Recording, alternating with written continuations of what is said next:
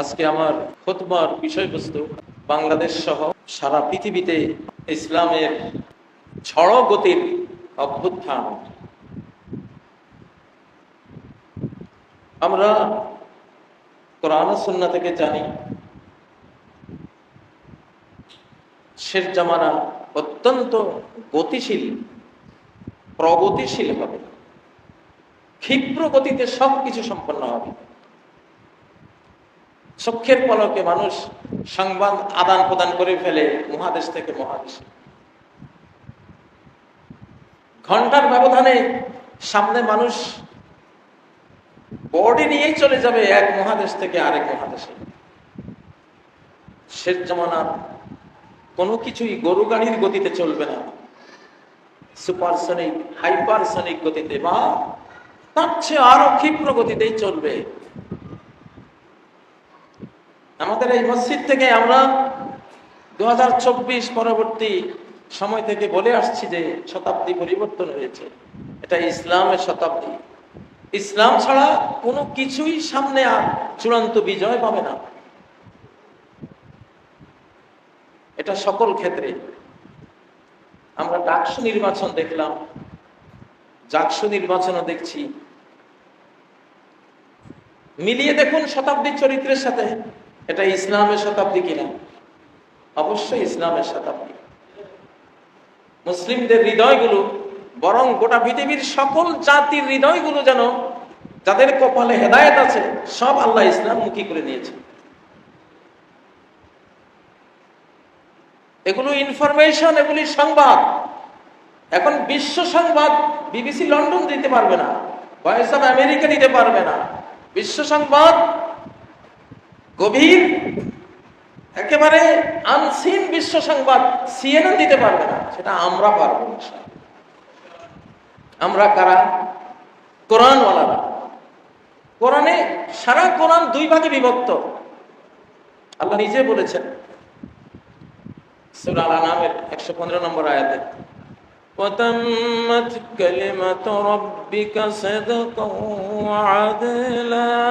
তোমার রবের প্রতিটি কথা কমপ্লিট, পরিপূর্ণ হয়েছে।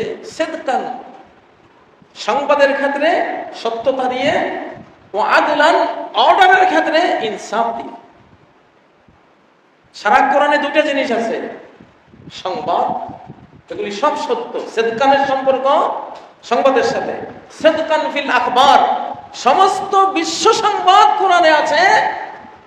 মানুষ যদি এই মোবাইলের পিছে না গিয়ে কোরআনের পিছে দিনটা কাটায় তাহলে মোবাইল লাগবে না। সিএনএন যা বলবে, বিবিসি যা বলবে, ভয়েস অফ আমেরিকা যা বলবে, আর বাংলাদেশ যা বলবে সংবাদ, এটি সব কোরআনে পাওয়া যাবে। আমি সংবাদগুলি পৃথিবীর কোনো মাধ্যম থেকে নিচ্ছি না, আমি সংবাদগুলি আপনাদেরকে দিচ্ছি কোরআন থেকে।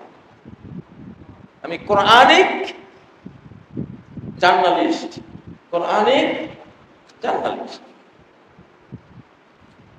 সারা পৃথিবীর সংবাদ সংস্থাগুলি আমাদের থেকে সংবাদ নেয়, আমরা এটাও জানি, কিন্তু আমাদের নাম বলে না, নাম বলে না, কিন্তু সংবাদগুলো আমাদের থেকে তারা নেবে, নিতে বাধ্য।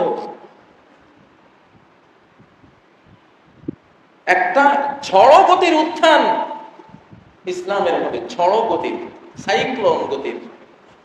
কেউ থামাতে পারবে না, কারণ এটা আকাশের টান। টানটা দিয়েছে কে? আকাশের মালিক আল্লাহ। সবকিছু ঘটবে অলৌকিক, মিরাকল, কল্পনার বাইরে। 24 পূর্ববর্তী রাজনীতি নাই, 24-এর আগের রাজনীতি নাই। অযথাই এগুলো নিয়ে মানুষ এগোতে চাইলে যত এগোবে তত পিছাবে। এখন রাজার রাজনীতি চলবে, গোলামের রাজনীতি শেষ। গোলামের রাজনীতি শেষ, রাজার রাজনীতি চলবে। রাজাকে কুলিল্লাহুম্মা মালিকাল মুলক, বলো হে আল্লাহ, আল্লাহকে মালিকাল মুলক, সমগ্র মহাবিশ্বব্যাপী সাম্রাজ্যের যিনি মালিক, শাহানশাহ যিনি, তার রাজত্ব চলবে। তিনি একটা ভোট দিবেন, আপনি উঠে যাবেন। আর কারো ভোটের চিন্তা করা লাগবে না। উনি ভোট দিলে কোন মাখলুকাত আপনাকে ভোট দেবে, উনি সমর্থন দিলে আপনার ক্যাম্পেইন আপনি করা লাগবে না, আপনার মার্কেটিং উনি করবে হৃদয়ে হৃদয়ে। বান্দাদের হৃদয় কারো হাতে নাই, বান্দার নিজের হাতেও নাই। আমার মন আমার হাতে নাই, আল্লাহর হাতে। রহমান, রহমানের দুই আঙ্গুলের মাঝখানে, যেদিকে চান সেদিকে ফিরান। আগামী বাংলাদেশ আলিম ওলামারা চালাবেন ইনশাআল্লাহ, আগামী বিশ্ব ওলামারা চালাবেন। এগুলি কোনো আইডিয়া করে বলা কথা না, এগুলি ইনফরমেশন, সত্য ইনফরমেশন, এবং সেটা ঝড় গতিতে আসতেছে, দ্রুত গতিতে আসতেছে, কল্পনার বাইরে এটা আসতেছে, এটা হবেই। অতএব আমাদের কি করা উচিত? পরাজয়ের সাথে থাকবো না বিজয়ের সাথে? অবশ্যই বিজয়ের সাথে থাকতে, আল্লাহর সাথে থাকতে হবে, মালিকের সাথে থাকতে হবে। মালিক যেদিকে নেবেন সেদিকে যাবেন, সাফ কথা। আর কোনো কথা আছে? আর কোনো কথা নাই। বাংলাদেশের রাজনীতিটা আল্লাহ এমন করে দিয়েছেন, বিশ্ব রাজনীতি এমন করে দিয়েছেন, এই এশিয়া মহাদেশ সবকিছু উলট পালট হয়ে যাবে। এখন ভালোর দিকে যাবে ইনশাআল্লাহ, ভালোর দিকে যাবে। যাদের দুনিয়া থেকে চলে যাওয়া উচিত, যারা দুনিয়ায় থাকলে ঈমান হারাবে, চিরস্থায়ী জাহান্নামের মরণ, মরতেও পারবে না, বাঁচতেও পারবে না জাহান্নামে গিয়ে, এই টাইপ যারা, ওরা পৃথিবী থেকে বিদায় হয়ে যাবে। খিজির আলাইহিস সালামের শিশুর মতো। কারণ শিশু এটা বেঁচে থাকলে বেঈমান হবে, নিজের মা বাবাকেও বেঈমান বানাবে। অতএব উনি সরিয়ে দিয়েছেন, তুমি বাবা চলে যাও দুনিয়া থেকে, ঈমান নিয়ে জাহান্নামী হওয়ার আগে আগে চলে যাও। এরকম কোটি, শত শত কোটি মানুষকে এই যুগে এসে আল্লাহ তাআলা পৃথিবী থেকে বিদায় করে দিবেন, এই কারণে যে বেঁচে থাকলে সে বেঈমান হতে পারে।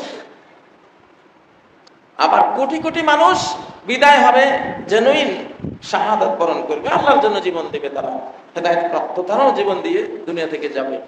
আর যারা বেঁচে থাকবে বিশ্ব শাসন করবে ইনশাআল্লাহ। প্রিয় বন্ধুরা, মুসল্লিয়ানে কেরাম,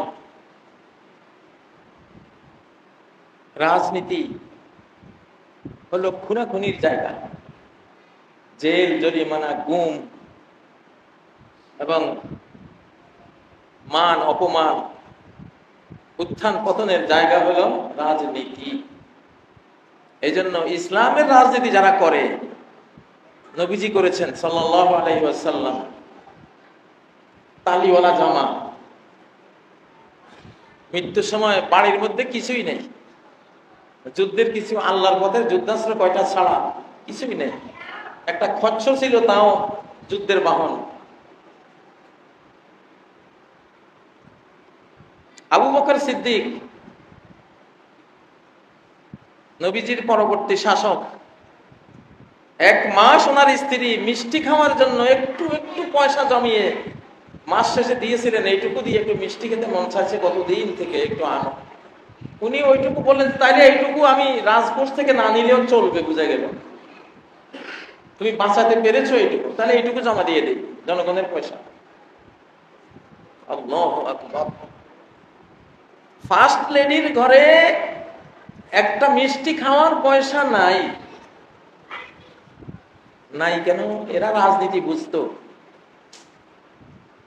যে মহা বিপজ্জনক জিনিসটা, আল্লাহ আমার এখানে নিচে, আমাকে বাঁচার জন্য বাঁচার একটাই উপায় সাদাকা, দান, জানের সদকা দিতে হয়। যারা রাজনীতি করতে যায় তাদের জানের সদকা দিয়া ফকির হইতে হয়, আর না হলে মার খায়। মারটা দেখতেছেন না, বাংলাদেশে মার খাইলো, নেপালেও খাইলো 3-4 দিন আগে, ফিজিক্যাল মারও খাইলো, মর্যাদাগত মারও খাইলো, আউট।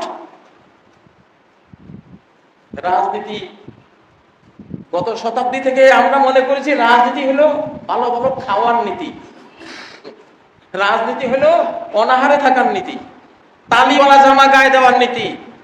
জনগণ খাবে, আমি তাদের সমান খাবো, অথবা আমি ভুকা থাকতে পারি। জান বাঁচাবার জন্য এইরকম দানশীল হয়ে যেত, সাদাকা, জানের সদকা দিতে হয়। পাওয়ার কেন্দ্রে গেছেন, বড় রাষ্ট্রনায়ক, প্রধানমন্ত্রী, প্রেসিডেন্ট হয়েছেন, ভালো ভালো খাইয়া বাঁচবেন, বাঁচতে পারবেন না। যখন আল্লাহ তাআলা পাহাড় সৃষ্টি করেন, ফেরেশতারা আজাবাতিল মালাইকাতু মিন সালাবাতিহা, ফেরেশতারা পাহাড়ের শক্তিমত্তা দেখে আশ্চর্য হয়ে জিজ্ঞাসা করলেন, হাল ফি খালকিকা আসাদ্দু মিনাল জিবাল আসাদ্দু মিনা, হে আল্লাহ, তোমার সৃষ্টিতে পাহাড় চেয়ে শক্তিশালী কিছু আছে? আল্লাহ বলেন, আছে। পাহাড় চেয়ে শক্তিশালী জিনিস কি সেটা? 2 নম্বর, উপরের দিকে আর কি, নাম্বারটা উপরের দিকে, সেটা হলো লোহা। পাহাড় যত বড়ই হোক, লোহার যন্ত্র বানাইয়া পাহাড় কেটে মাটির সাথে মিশাই দেওয়া যায়। ফেরেশতারা বললেন, লোহার চেয়েও ক্ষমতাশীল, ক্ষমতাধর কিছু আছে? আল্লাহ বলেন, আছে। আগুন। লোহা যত শক্তিশালী হোক, আগুনে দিলে গলে যাবে। 3 নম্বর, মানে উপর উচ্চ ক্ষমতার মধ্যে আরো বড় ক্ষমতা, আগুন। মানে আগুনের চেয়েও বেশি ক্ষমতাধর আছে, ওরা আছে কি? পানি। আগুন যত বড় কিছুই হোক না কেন, বিপুল ফায়ার সার্ভিস, ফায়ার সার্ভিস আসলে ওয়াটার সার্ভিস, নাম দেয় ফায়ার সার্ভিস আর কি। আসলে ওরা কি আগুন নিয়ে যায় না পানি নিয়ে যায়? তো পানি নিয়ে যায়, ওয়াটার সার্ভিস। ওরা ফায়ারের উপরে দেয়।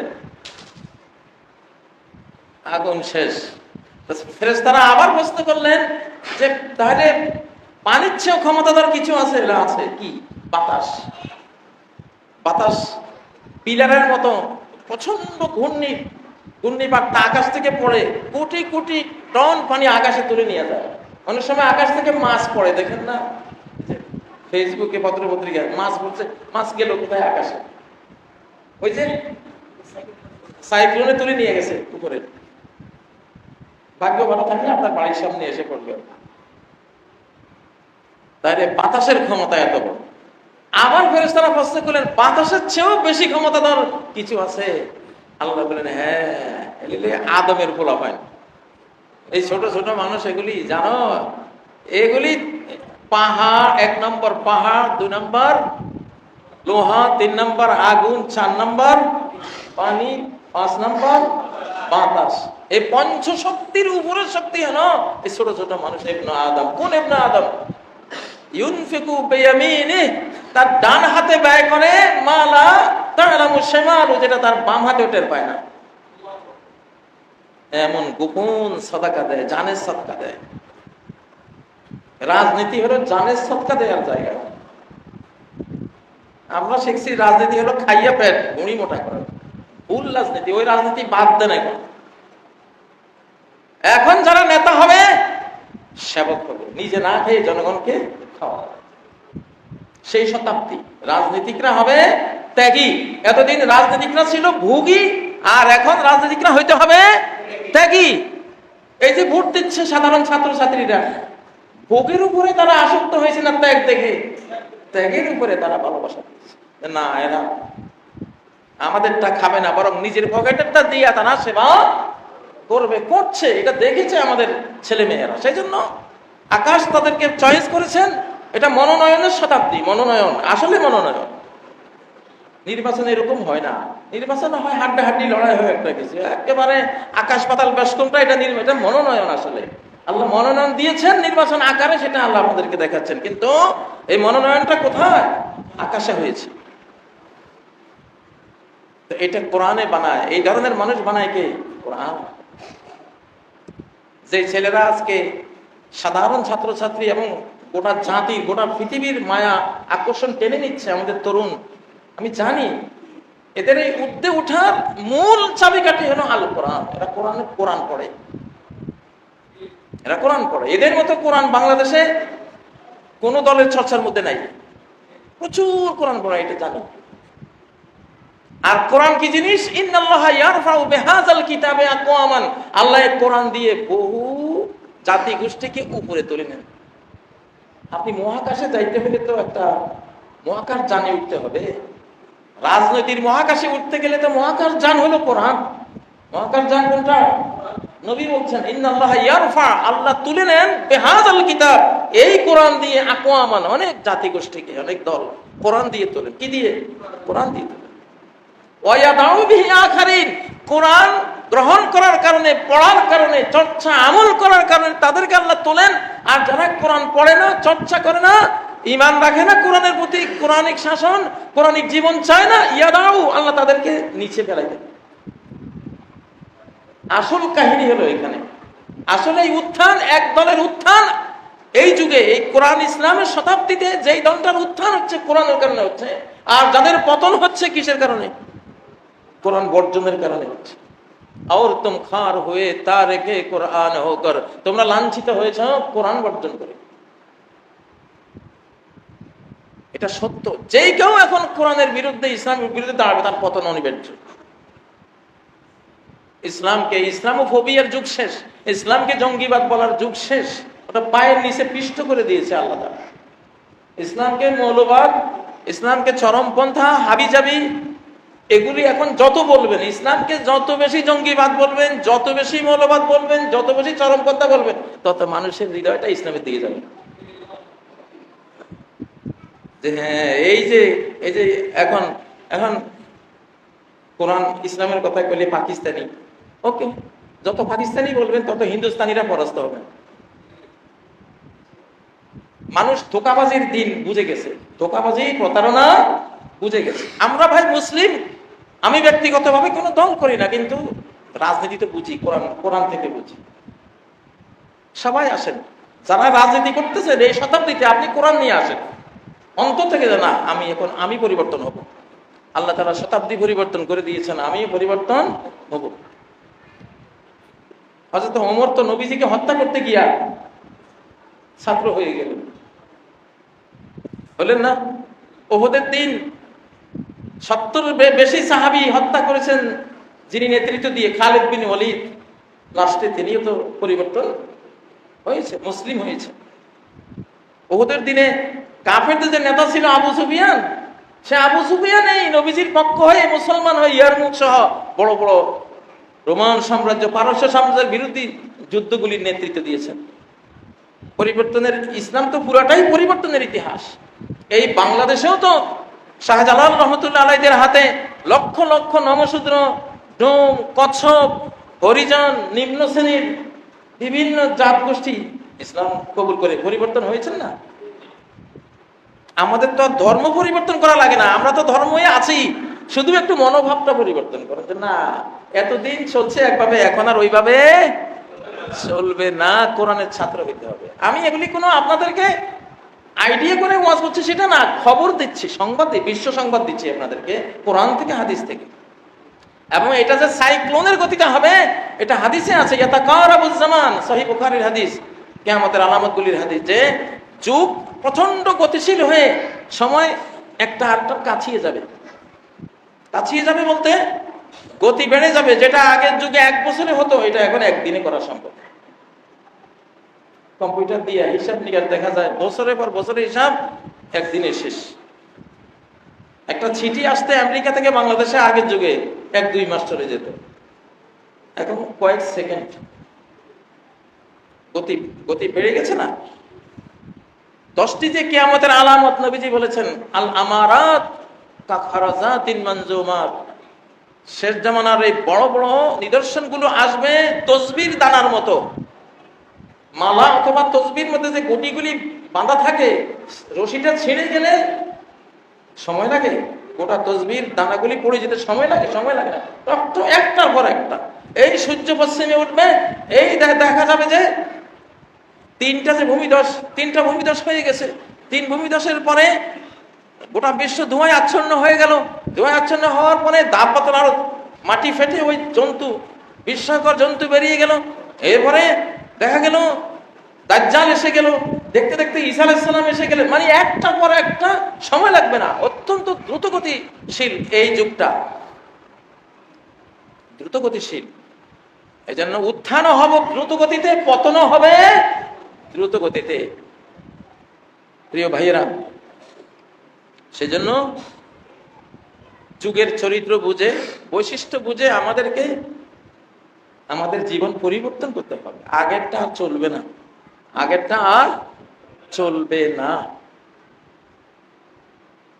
যদি ফ্যাসিবাদেরটাই চলতো তো ফ্যাসিবাদী থেকে যেত এখনো। ওটা চলবে না বলেই, যুগ পরিবর্তন হবে বলে আল্লাহ ওদেরকে বিদায় করে দিয়েছে। তোমার যুগ শেষ, তোমাদের যুগ শেষ, বেঈমানি, কুফরি, মুনাফিকি, গাদ্দারির যুগ শেষ। তো ওদের চরিত্রই যদি আবার বাংলাদেশে ফেরত আসার মতো হইতো, তা আল্লাহ তাআলা কিছুতেই এই আখেরি জামানায় কিয়ামতের পূর্বক্ষণে 5ই আগস্ট আল্লাহ ঘটাইতেন না, ওইটাই রেখে দিতে। কিন্তু এখন আর চলবে না ভাই, চলবে না। আমার কথায় না, কার কথায়? এটা ওনার কথা। সূরা নূর একটা বিস্ময়কর আয়াত, আয়াতে ভরা সূরা, সূরা নূর। প্রত্যেক নারী পুরুষকে সূরা নূর পড়া জরুরি। মুসলিম সাম্রাজ্যে সূরা নূর সকল নারীকে পড়ানো হতো আগে। আমরা হারাই ফেলছি, আমরা পড়ি না। সূরা নূরের মধ্যে 35 নম্বর আয়াত থেকে 55 নম্বর আয়াত পর্যন্ত, 55 নম্বর আয়াতে বলছেন গোটা বিশ্ব সাম্রাজ্য আল্লাহ তোমাদেরকে দেবেন।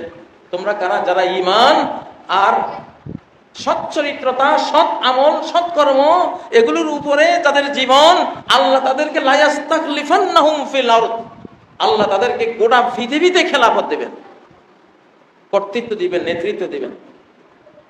এই কথাটা বলার আগে আল্লাহ অনেকগুলি বিধিবিধান উল্লেখ করেছেন এবং এর পরেও উল্লেখ করেছেন। কোন চরিত্রের মানুষদেরকে আল্লাহ বিশ্ব খেলাফত দেবেন, কোন যুবকদেরকে আল্লাহ তাআলা দেবেন। 55, 56, 57 এই আয়াতগুলিতে এগুলি আলোচনা করে 58 নম্বর আয়াতে বলছেন, ও ঈমানদাররা, তোমাদের মধ্যে যারা নাবালক, শিশু, 5-6 বছর, 7 বছর, 8 বছর নাবালক পোলাপান, তোমাদের কীতদাস কীতদাসী নাবালক পোলাপান, লিয়াস্তাযিনকুম, তারা যাতে তোমাদের 3 টাইমে তোমাদের কামরায়, তোমাদের রুমে, তোমাদের ঘরে ঢুকতে আগে পারমিশন নেয়, আগে পারমিশন চায় যে আমি আসবো আপনার রুমে। মানে বিশ্ব নেতৃত্বের কোয়ালিটি কি, কাদেরকে বিশ্ব নেতৃত্ব আল্লাহ দেবেন? এটা ছোট্ট বিষয়, কিন্তু এই ছোট্ট বিষয়ে যারা পাশ করবে বিশ্ব নেতা হওয়ার যোগ্যতা তাদের। এইরকম অনেকগুলো বিষয় এই সূরার মধ্যে আল্লাহ উল্লেখ করেছে। 3টা টাইম আছে, যে 3 টাইমে মায়ের নাবালক সন্তানটাও লাম ইয়াবলুগুল হুলুমা মিনকুম, এখনো বালক হয় নাই, সাবালক হয় নাই, 6, 7, 8 বছর, 9 বছর, 10 বছর এই জাতীয় পোলাপান, তোমাদের পার্সোনাল রুম, মা বাবার পার্সোনাল রুম, বা শুধু মা আছে অথবা শুধু বাবা আছে, পার্সোনাল রুমে ঢুকতে উইদাউট পারমিশন ঢুকতে পারবে না। এটা ইসলামিক কালচার, গোটা ইসলামিক সাম্রাজ্যের সভ্যতা।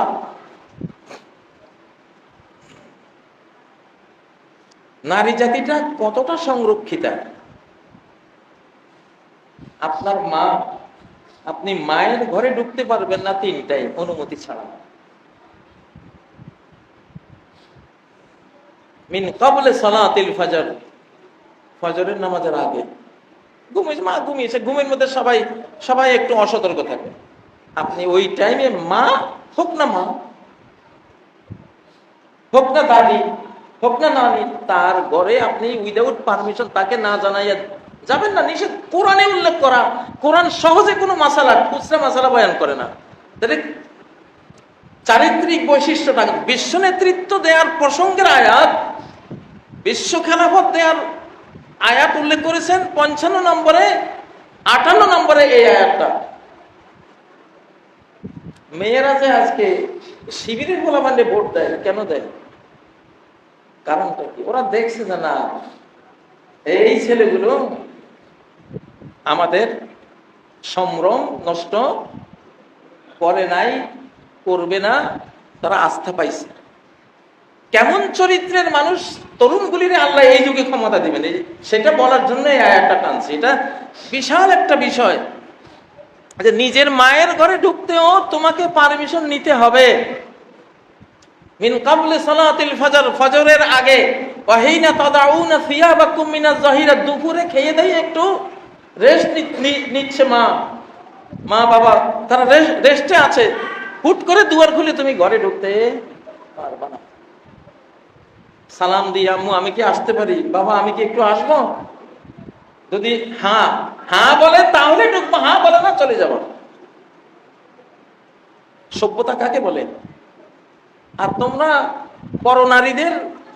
পরনারীদেরকে অর্ধলঙ্গ করে তোমরা 24 ঘন্টা পাপাচারের সাগরে নোংরা আবর্জনার ভিতরে ডুবে থাকো। তোমাদেরকে আল্লাহ ইসলামী নেতৃত্ব দেবে? নেতৃত্বের কোয়ালিটির মানুষগুলি কারা? এরা ওয়াহিনা তাদাউনা সিয়াবাকুম মিনাজ যাহিরা ওয়া মিন বা'দি সালাতিল ইশা, এশার নামাজ হয়েছে এখন ঘুমাই পড়ো। মুসলিম সংস্কৃতি হলো এশার পরে সব ঘুমে। আর বেঈমানরা এতদিন এশার পরে ঘুমাইতো না, রাত 12টা 1টা 2টা পর্যন্ত জাগনা থাকার এই বদ অভ্যাসটা আমরা শিখছি বেঈমানদের কাছে। এখন বেঈমানরা মুসলমান হয়ে গেছে এই ক্ষেত্রে, ওরা এখন 8টা বাজে ঘুমায়।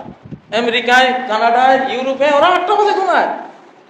কোরআনের আমল অমিন বাদে সালাতিল ইশা, এশার পরে মায়ের ঘরে বাবার ঘরে যাইতে পারমিশন লাগবে, কারণ সিস্টেমে এটা যে এশার পরে ঘুমাবে সবাই। যেখানে আপন মা চিরস্থায়ী বিবাহ বন্ধন বা কোন যৌনতা করা মা বোন, এই 14 যে হারাম মহিলা, তাদের কাছে যেতে পারমিশন লাগে হারাম হওয়ার পরেও। তাহলে রাস্তাঘাটের নারী, অন্যের নারী, নিজের মা যদি এত রেস্ট্রিক্টেড হয়, এতটা তাকে আমাকে মূল্যায়ন করতে হবে না, আমি সবসময় তার কাছে যেতে পারবো না, তো পরনারী তো 24 ঘন্টাই এরকম বিধান আমার উপরে। বিশ্ব নেতৃত্ব আল্লাহ কাকে দেবেন? কাকে দেবেন? যে অবৈধ টাকার লোভ সামলায়, অবৈধ নারীর লোভ সামলায়। অবৈধ নারীকে, বিবাহ বহির্ভূত সকল নারী অবৈধ আপনার জন্য। মুসলিম ধর্ম, ইহুদি ধর্মেরও বিধান এটা, খ্রিস্টান ধর্মের বিধান এটা, হাত্তা হিন্দু ধর্মেও বিধান এটা। কোন ধর্মই নিজের বিবাহিত স্ত্রী ছাড়া পরনারীর সাথে সম্পর্ক করাকে পবিত্র মনে করে না। তাহলে চরিত্র পাল্টাতে হবে। এখন যদি কেউ রাজনীতি করতে আসেন, তাকে ইউসুফ চরিত্রের হতে হবে। কোন চরিত্র? ইউসুফ চরিত্রের হতে হবে। আমাদের যে ছেলেগুলো আজকে আপনারা দেখছেন যে আল্লাহ তাআলা তাদেরকে মনোনীত করছেন, আল্লাহ তো জানেন তারা কি ধরনের মনোভাব পোষণ করে সম্পদের ক্ষেত্রে আর নারীদের ক্ষেত্রে। আমি বহু আগে বলেছি, আমাদের এই ছেলেগুলো অর্থনৈতিক আউলিয়া, আলহামদুলিল্লাহ। ওরা 1 পয়সাও কারো আত্মসাৎ করার মতো রেকর্ড আমার কাছে নাই। এরা অর্থনৈতিক আউলিয়া। মা বোনদের ক্ষেত্রেও এরা আউলিয়া, ওই চরিত্রের কোনো রেকর্ড নাই। যে কোনো মেয়ে বলতে পারবে না যে এই যে ইসলাম প্রচারক, এই যে তরুণরা, এদের কোনো ব্যাড কোনো রেকর্ড আছে, এটা নাই। এই যে নারীদের বিধান, সম্পত্তির বিধান, বিশ্ব নেতৃত্বের ওই সূরাগুলিতে এগুলি আল্লাহ আলাপ করেছেন। মানে এইটাই হলো কোয়ালিটি তোমার। তুমি এই কোয়ালিটিতে আসো, আমি তোমার সাম্রাজ্য দেব।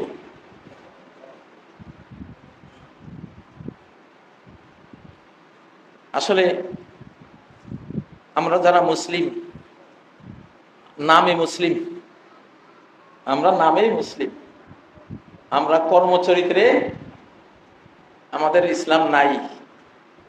সৌভাগ্য যে বাংলাদেশে লক্ষ লক্ষ আলিম ওলামা আছে, ইসলামের একটা ভালোবাসা, আবেগ আমাদের ভিতরে আছে, ওইটার পিছনে আমরা বেঁচে যাব। বাট বিশ্ব নেতৃত্বে, দেশের নেতৃত্বে আসতে হলে এই কোয়ালিটিগুলি ছাড়া ওইটা আমরা এখন এই টাইমে কেউই আসতে পারবে না, রিজেক্ট হয়ে যাবে, বাতিল হয়ে যাবে।